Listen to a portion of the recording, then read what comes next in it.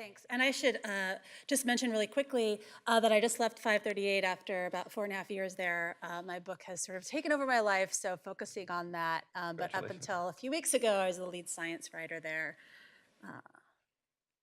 So I have, I'm going to talk about, I'm going to be talking about comments. I have a grand theory of comments, or I should say policy, I guess. And I don't think that I'm the only journalist, particularly when you're a woman on the internet. This is a pretty good policy to have.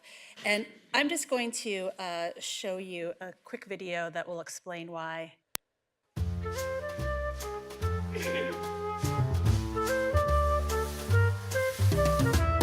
I've been thinking a lot about comments lately.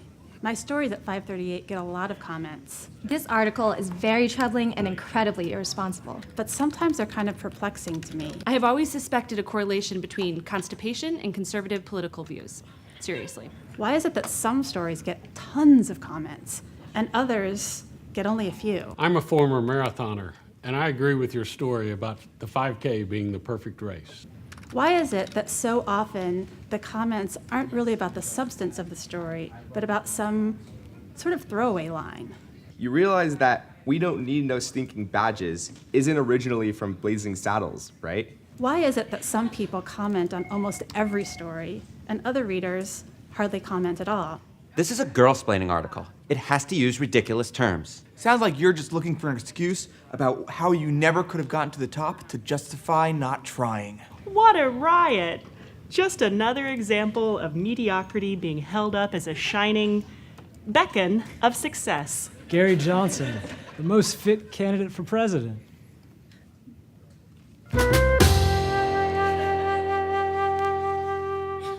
This is nonsense, and it doesn't belong on 538.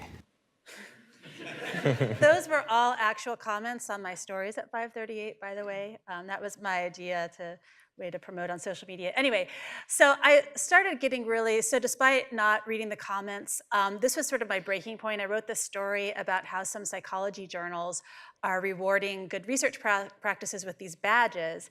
And I got these comments from people. I actually had a bunch of emails, and then that's when I finally went and looked at the comments. And it turned out, my lead was just about this line from Blazing Saddles, and I got all these notes. People were really upset. It was actually in the story in a footnote that this had actually come from this other movie, but no one wanted to talk about my actual story. They wanted to talk about this. And so I started thinking, this is so annoying. Like, I'm trying to engage with these people with these ideas that I'm writing about, and they want to talk about something else. And so I decided, I'm a data journalist by vocation. I said, let's get some data here. What the hell is going on? What is motivating people? Why are people commenting? And why are some people commenting and others not? So we put together a little survey. We ended up getting over 8,500 responses. And in fact, I had some sort of arguments with my editor before we did this. I really wanted a bunch of multiple choice along with some open-ended. And he was like, this isn't really that scientific. Let's just make them mostly open-ended. We instantly regretted this when we found out that we got so many responses. Anyway, but the people who responded were pretty similar to our audience at 538, very male, sort of 20 to 50 was the bulk of the people. This was kind of interesting to me. 24% of the people who responded to the survey said that they comment daily, which seemed ridiculous, but these were sort of the people I wanted to hear about anyway. Anyway, and I did have a little pet theory that I wanted to test with this. I have this bikes and dogs theory. So I used to have a friend who was a reporter at the Boulder Daily Camera in Boulder, Colorado. And this was back in the days when letters to the editor was how people engaged. And she said, nothing generates more letters to the editor than bikes and dogs. So bike and car conflicts, and then this issue of dogs, should they be leashed or unleashed? Are people properly disposing of dog shit, whatever. And so I had this theory that people tend to comment and they really get riled up when they have some sort of personal experience with the issue. And I think this also sort of mirrors the stuff that was being talked about yesterday with vaccines, where everyone has this personal experience, and so therefore they think that they're an expert. But also the other part here is that it somehow touches on their identity. And again here, I think with vaccines, you can think about people feeling like I'm a good parent, or this is really an identity issue for them. The same goes with global warming. This is something that has become a way of people sort of signaling. And so there's also a lot of social signaling that goes on in the comments. So I wanted to see if we could see any of this reflected in the data. There was one other theory that I came across while I was researching this, and this is the bike shed painting principle. This comes from some sort of programming community. So the idea here is like the most vigorous and sort of fiercely fought discussions about things are going to be over the most trivial details. And this stems from this situation where apparently people were fighting over the color of the bike shed, that, you know, what color were they going to paint it.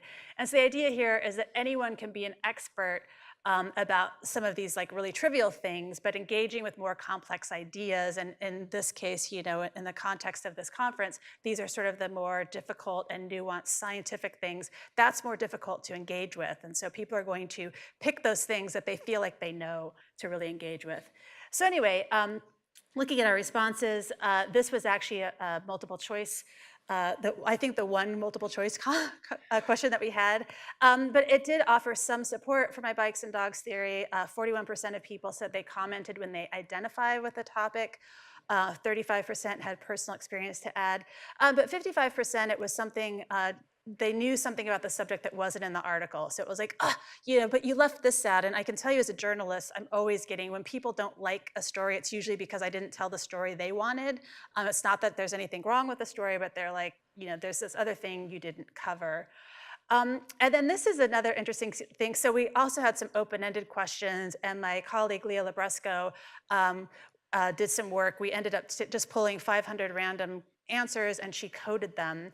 And the thing that's really interesting here, do you all know that XKCD cartoon, you know, oh, but there's something wrong on the internet? Well, in fact, 19%, you know, the number one answer for why people, you know, are commenting is they want to correct an error, or, you know, they want to correct this person being wrong on the internet. But there's also people wanted to add to the discussion.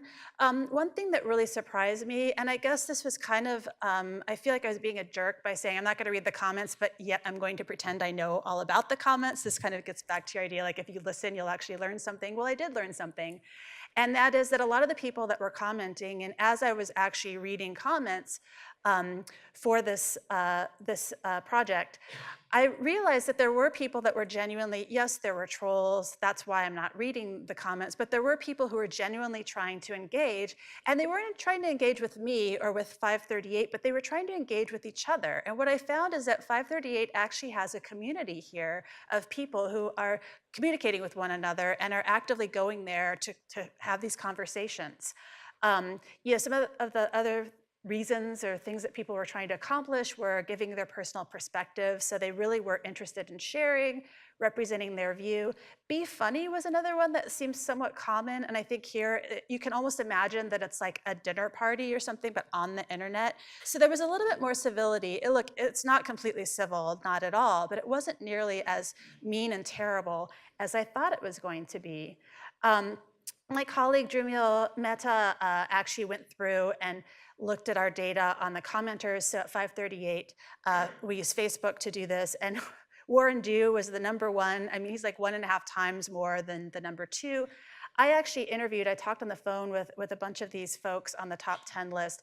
Interesting to note, he's not in the top 10, but Nate's dad, Brian Silver, is in the top 20. He's one of our most prolific, but also very kind commenters. So that was kind of fun. And I didn't talk to him. That would have seemed a little weird. Anyway, but what was really interesting, so Warren Dew is kind of on the right side of the spectrum. He's a Trump supporter, is you know, wanting to engage with ideas on the right. Norman Shatkin calls himself left of center.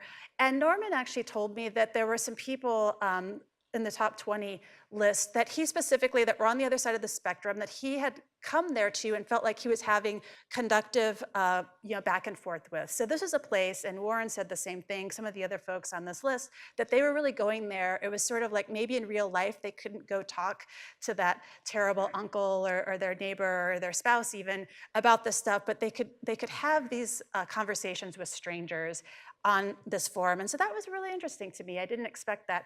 The other thing, I won't read all of this, but as I was looking through, you know, in this particular badges thing, you know, that thing that people were trying to tell me I hadn't included was actually there. Well, as I started reading the comments, I saw there's actually some sort of community rising up. They're defending me a little bit, and people are saying, hey, jerk, it really is there. And they're being sort of nice about it. But my point here in showing you this is that there was an actual conversations going on, and people were trying to correct other commenters that were saying things that were incorrect. And some of it was pretty polite.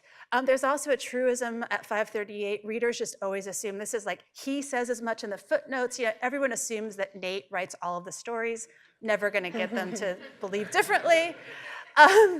So anyway, what are the lessons here? I think the lessons is that there are a lot of trolls online, yes, but some people really genuinely do want to engage. And after doing this project, I thought, I wish that we could do something more. There are some projects going on right now to try and deal with comment sections. Every publication has this sort of dilemma.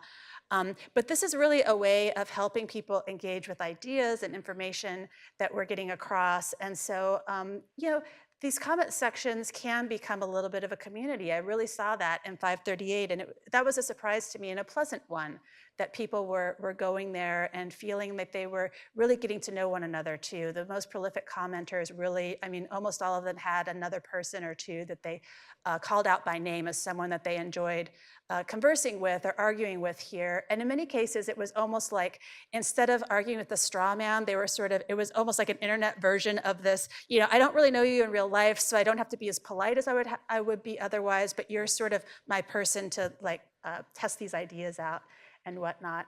And it was also really interesting that there really were people that were engaging with people that had other ideas than theirs, so they weren't just going there to speak to their own team. That was kind of interesting. But I will say, I had a couple of people, so there's also this effect where people don't know their ignorance and all of that. So I saw a little bit of that. And our data are all self-reported. And one thing that I noticed in talking to some of our top commenters, a couple of them said, I'm really going here to test my ideas and to, see if they're as good as I think they are. But then when I would go and look at the comments, I realized, no, you just really want to be right. And so I think that there is a little bit of self-deception. So I don't want to be too rosy, but I think that people are at least trying or wanting to try here. And so the challenge here is, how do you keep it civil? And how do we facilitate these conversations? And how do you make them more productive? And I've always thought it would be really fun to invite some of the top commenters into a room, have a small conference like this and get them face to face and see if they could talk through some of these things and where that might lead. But never got permission to do that. But anyway, that's it. Thank you so much for listening. Thank you.